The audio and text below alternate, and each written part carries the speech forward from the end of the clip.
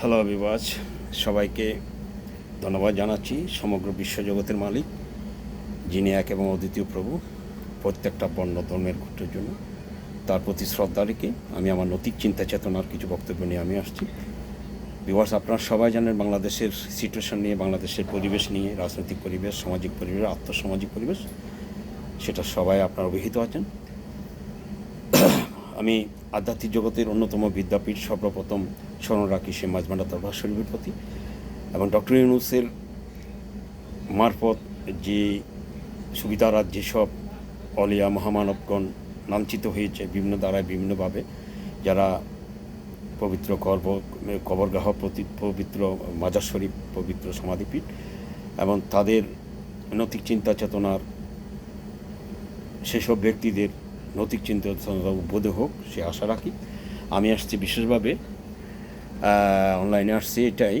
Viewers, আপনি জানেন আমার পরিচয় আমি দিতে চাই না, এটা হয়তো আপনারা জানেন। আমি সর্বধর্মের সকল বর্ণের ধর্মের মতে স্বাধীন সার্বভৌমত্ব তথাপি সাম্প্রদায়িক সম্প্রীতির মধ্যে দিয়ে আমি বিশ্বাসী, এবং সেই নৈতিক চিন্তা চেতনার ধারায় আমি কিছু বক্তব্য নিয়ে সবসময় অনলাইনে আসি।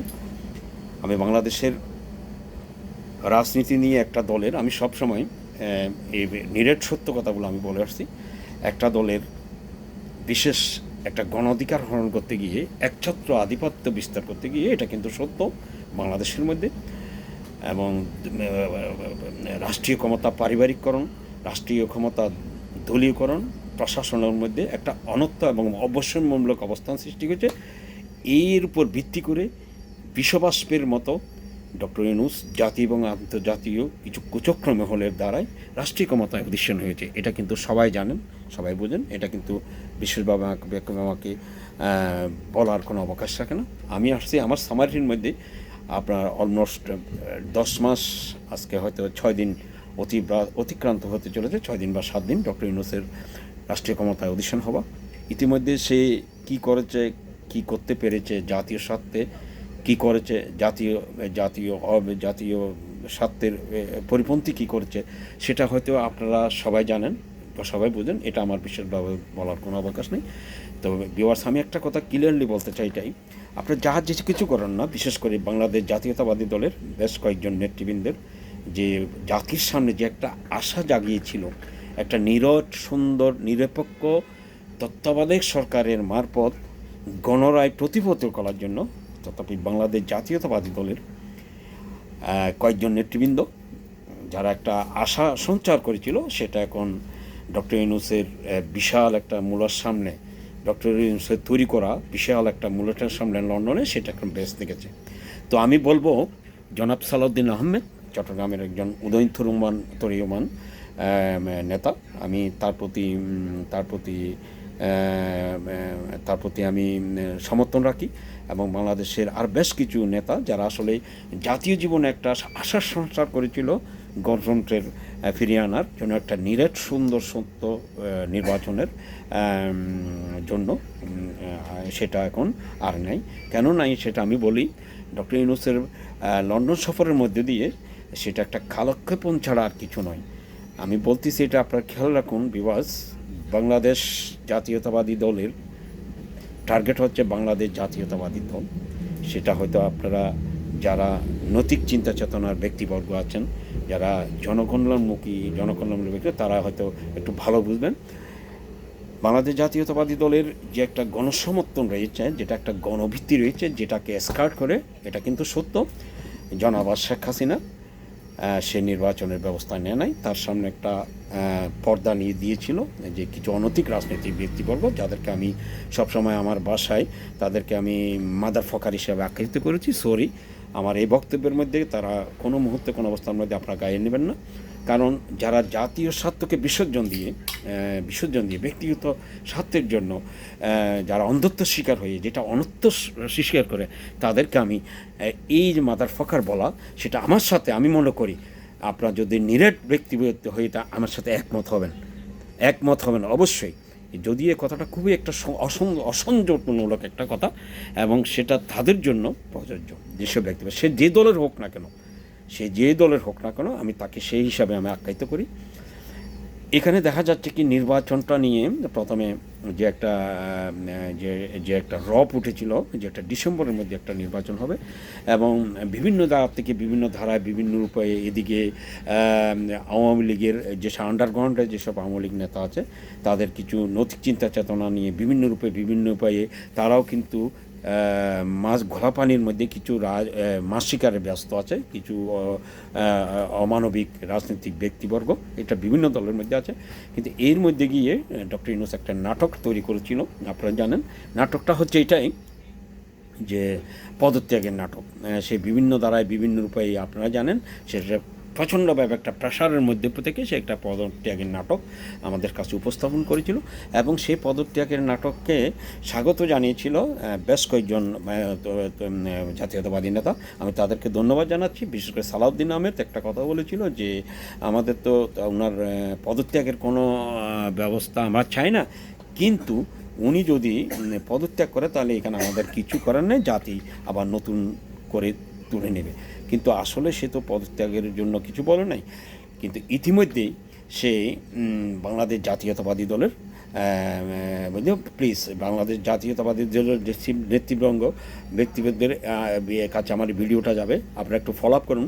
ইতিমধ্যে সেই বাংলাদেশ জাতীয়তাবাদী দলের যে একটা গণভিত্তি রয়েছে, যেটাকে স্কার্ট হয়ে, যেটাকে বিতঃসত্ত্ব হয়ে জনাবা শেখ হাসিনা নির্বাচন দেয় নাই, সেটা আপনারা হয়তো অনেকে জানেন, অনেকে বুঝেন না, সেটাই বাস্তব। গণভিত্তিটা হচ্ছে এটাই, তৃণমূল পর্যায়ে, গ্রাম পর্যায়ে তারা আসলে রাজনীতিতে তো সংশ্লিষ্ট নয়, কিন্তু তারা কোনো রাজনৈতিক দলের প্রতি গভীরভাবে আবদ্ধ আছে, গভীরভাবে মায়াতে আবদ্ধ আছে এবং সেটাকে বাংলাদেশ জাতীয়তাবাদী দল কোনো মুহূর্তে কোনো অবস্থাতে তারা কাজে লাগাতে পারে না। কারণ এই জন্যই তাদের মধ্যে নিরেট চিন্তা চেতনার বা সাহসী নেতৃত্বের কোনো নেতৃবর্গ নেই। আর যে কয়েকজন আছে তারা জনাব শেখ হাসিনার পকেটের মধ্যে ঢুকে গেছে, সেটা কিন্তু আপনারা সবাই জানেন। তো এর মধ্যে যে একটা অনর্থ পরিবেশ সৃষ্টি হয়েছে, দুই তিনটা দলের মধ্যে, চারটা পাঁচটা দলের মধ্যে যেই অনৈতিক একটা ধারা সৃষ্টি হয়েছে, কাদা ছুটাছুটি, তারপরে এটাকে কেন্দ্র করে আর কিছু অনৈতিক রাজনৈতিক ব্যক্তিবর্গ তারা ঘোলা পানির মধ্যে মাছ শিকার করছে, বিভিন্নভাবে সন্ত্রাসী কার্যক্রম সৃষ্টি করে বিভিন্ন ধারায় তারা দেশের মধ্যে একটা মব সৃষ্টি করেছে। আমি শুধু ডক্টর ইউনূসের কথা বলবো না, এটা কিন্তু রাজনৈতিক পর্যায়ে যেসব রাজনীতিক ব্যক্তিত্ব আছেন বিভিন্ন দলের মধ্যে, তাদেরই কিন্তু একটা নৈতিক দায়িত্ব আছে এগুলা স্তীমিত করার জন্য। তো আমি বলবো, আমি প্রতিটা সেকেন্ডে, প্রতিটা মুহূর্তে আপনাদের বক্তব্যগুলো, বিশেষ করে রাজনৈতিক ব্যক্তিবর্গের, প্রত্যেকটা রাজনৈতিক বক্তব্যের আমি কিন্তু ওয়াচ করি। আমার গৌসুল আজম মাইজভান্ডারের কৃপায়, আমার ভগবান শ্রীকৃষ্ণের কৃপায় আমার সেই শক্তি, আমার ক্ষমতা হয়েছে তাদের নৈতিক অন্তরের অনুভূতিটা কী সেটা বোঝার। আমি আসছি বিশেষভাবে ডক্টর ইউনূসের যে লন্ডন সফর, সে ব্যক্তিগত উদ্যোগে ডক্টর তারেক রহমানের সাথে যোগাযোগ করেছে। আপনারা জানেন তারেক রহমানের রাজনৈতিক প্রজ্ঞা কী, এটা আমাকে বিশেষ কিছু বলার কোনো অবকাশ রাখে না। তারেক রহমানের কাছে তার পিতার আদর্শ, শহীদ প্রেসিডেন্ট মুক্তিযোদ্ধার আদর্শ আমি মনে করি এক চুল পরিমাণও নেই। সে আছে তার ধান্দার মধ্যে, সে রাষ্ট্রীয় ক্ষমতায় অধীসীন হয়ে কীভাবে কী উপায়ে কীভাবে আবার আত্মহাতিয়ে আবার কোনো এক জায়গার মধ্যে চলে যাওয়া, এটাই হচ্ছে তার লক্ষ্য। আমি যেটা বলতেছি এটা কিন্তু 100% সত্য। এটা ইতিমধ্যে বেশ কয়েকজন বিএনপির নেতৃবৃন্দ তারা এটা অনলাইনে এসে প্রকাশ করেছে।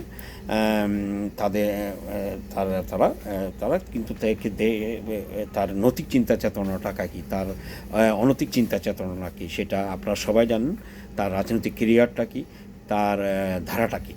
তো এই যে ডক্টর ইউনূস এই যে একটা কৌশল নিয়ে, একটা কৌশল নিয়ে সেই তারেক রহমানের সাথে যোগাযোগ করছে ব্যক্তিগত উদ্যোগে। সেই জানে ইতিমধ্যে আপনারা খেয়াল করুন ভিউয়ার্স, বাংলাদেশ জাতীয়তাবাদী দলের বেশ কিছু নেতৃবৃন্দ, বিশেষ করে সালাউদ্দিন আহমেদের কথা বলবো, যিনি বিশেষ একটা ধারা, একটা যে গণরায়ের জন্য যে একটা সীমা নির্ধারণ করে দিয়েছেন, এর মধ্যে নির্বাচন হবে, না হয় আপনি আপনার নেবেন। আমরা ইন্টারিম সরকার, এটা সালাউদ্দিন আহমেদ স্পষ্টভাবে বলছে এবং আমাদের চিটাগাংয়ের বেশ কয়েকজন নেতা, আমির খসরু মাহমুদ চৌধুরী থেকে শুরু করে বেশ কয়েকজন কিন্তু তারেক রহমানের মাকে তাকে বিশেষভাবে মডিফাই করে সেই জিনিসটা সে একটু সামান্য করে পিছিয়ে আসছে। তার ছিল জুন আর সে জুনের থেকে সে জুলাই বা জুন যেটা হোক সেটা সামান্য সে ফেব্রুয়ারির প্রথম সপ্তাহে নির্বাচনটা হতে পারে বা হতে পারে, হবার কোনো নিশ্চয়তা নাই। দেখুন বিওয়াস, আমি আবার বলতেছি বাংলাদেশ জাতীয়তাবাদী দলের উদ্দেশ্যে আমি বলতেছি আমি বললাম সে আপনাদের সামনে বিশেষ একটা মূলা আপনাদের সামনে ঝুলিয়েছে দীর্ঘ 9 মাস যাবৎ, 10 মাস যাবৎ। এইভাবে করে ধীরে ধীরে আপনারা মূলার সামনে আঘাতে আছেন।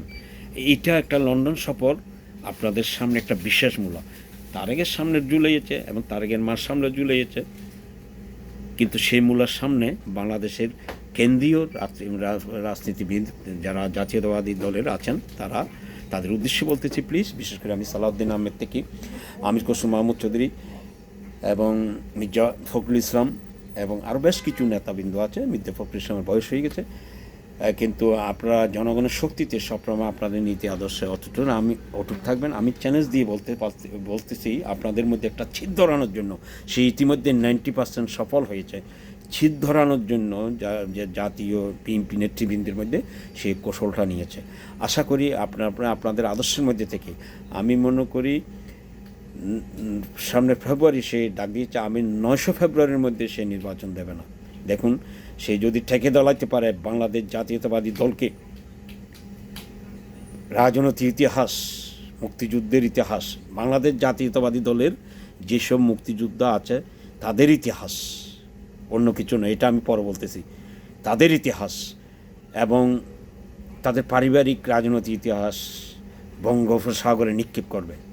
আই ক্যান চ্যালেঞ্জ, আপনারা আমার এই কথাটা একটু লিখে রাখেন, বলতেছি, কারণ সে একটা বিশেষ কৌশলে কিসের অবস্থান গ্রহণ করে ডক্টর ইউনূস, কারণ সে এখন সে জিনিসটা সে মনে করে যে নির্বাচন যদি সঠিক সুন্দর নির্বাচন যদি হয়, বাংলাদেশ জাতীয়তাবাদী দল সে নির্বাচনে নির্বাচনে উইন হওয়া মিন্স বাংলাদেশের স্বাধীন সার্বভৌমত্বের শক্তি রাষ্ট্রীয় ক্ষমতায় অধীসীন হওয়া।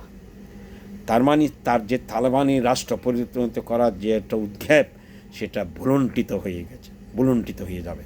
সেই কোনো মুহূর্তে কোনো অবস্থাতের মধ্যে সেই বিএনপিকে না ভেঙে, বিএনপিকে তছনছ না করে এই যে সময়টা নিল, বাংলাদেশ জাতীয়তাবাদী দলের উদ্দেশ্যে বলতেছি, প্লিজ, এই যে সময়টা সে নিল, এই সময়ের মধ্যে বিএনপিকে 1000 টুকরা করে ফেলবে, তাদের মধ্যে একটা ফেস নিয়ে দেবে। দেখবেন এই কয়েকদিনের মধ্যে এটা শুরু হয়ে যাবে। অলরেডি ব্যারিস্টার ইস্তাকের মারফত সে কার্যক্রম শুরু করে দিয়েছে। সেটা আন্ডারগ্রাউন্ড থেকে, আপনারা জেনে শুনে অবাক হবেন, সে আন্ডারগ্রাউন্ড থেকে ব্যারিস্টার ইস্তাককে শো করা হয়েছে বিএনপি ভাঙনের জন্য। তার নেতৃত্বে তারুণ্যের একটা দল বিচ্ছিন্ন হয়ে যাবে। এভাবে ঠিক সালাউদ্দিন আহমেদের নেতৃত্বে আরেকটা দল, আমির খসরু মাহমুদের নেতৃত্বে আরেকটা জিনিস, এইভাবে বিএনপি ছন্নপট হয়ে যায়। মাঝখানে সেই বান্দরের ফিগালো বাঘের মতো সেই তালেবানের শক্তিকে এনে আরেকটা লুটপাট করে 2, 3, 4 বছর 5 বছরের মধ্যে সে একদম সোমালিয়া তৈরি করে ভিক্ষার জুলি তুলে গেলে বাংলাদেশকে সে পদত্যাগ করবে, সে রাষ্ট্রত্যাগ করবে 100%। ইতিমধ্যে তার অনেক আঁকের গুজে নিয়েছে, আপনারা সে জানেন।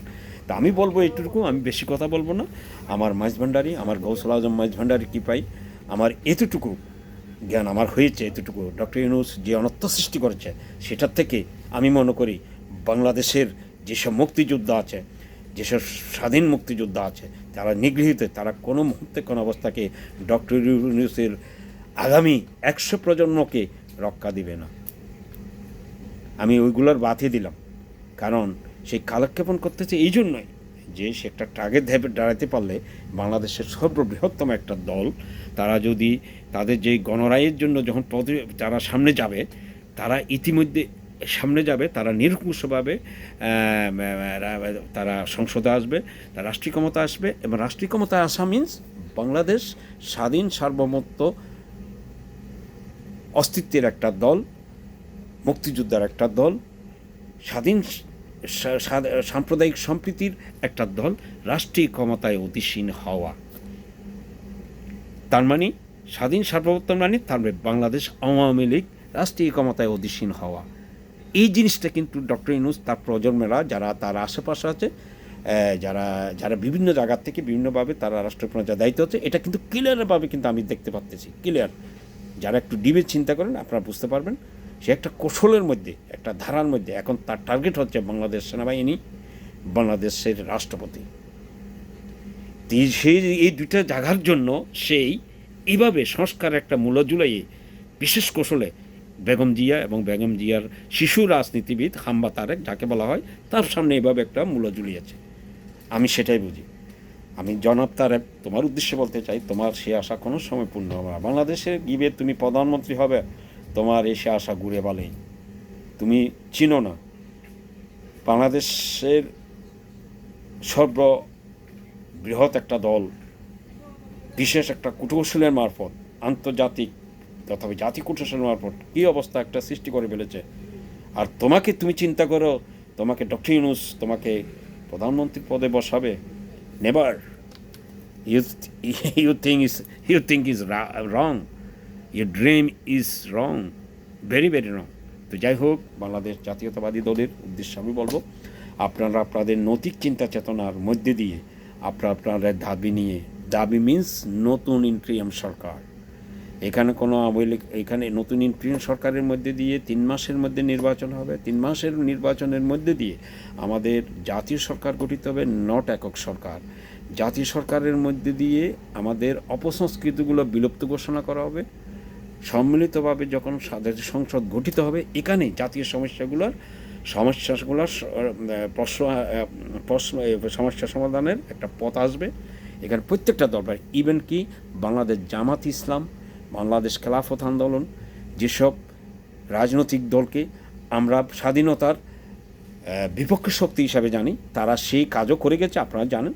কিন্তু তাদেরকেও আমাদের সংসদে রাখতে হবে, জনগণের মুখোমুখি করে তাদের নৈতিক কর্মকাণ্ড কী, তাদের নৈতিক চাওয়া পাওয়া কী, তাদের রাজনৈতিক চাওয়া পাওয়া কী, দেশের জন্য স্বার্থ চাওয়া পাওয়া কী, এই জিনিসটা খুব ভিত্তি করে তাদের জনগণের মুখোমুখি করতে হবে, মানে ভোটাধিকার ভোটের সামনে করাতে হবে। এবং সেখান থেকে 2 জন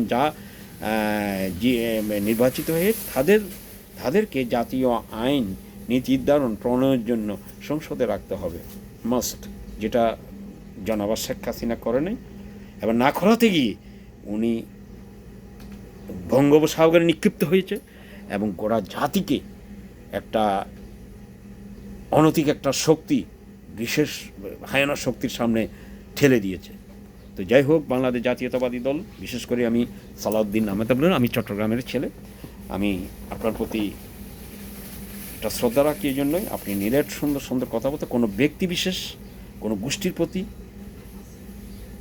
অবদলিত হয়ে ব্যক্তিত্ব হারাবেন না, রাজনৈতিক ব্যক্তিত্ব হারাবেন না। আমি আবার বলতেছি, যেটা নিয়ম নীতি সেটার মধ্যে থাকবেন। এটা কোনো আওয়ামী লীগ, কোনো বিএনপি, কোনো জামাত, কারো কোনো প্রশ্ন নেই।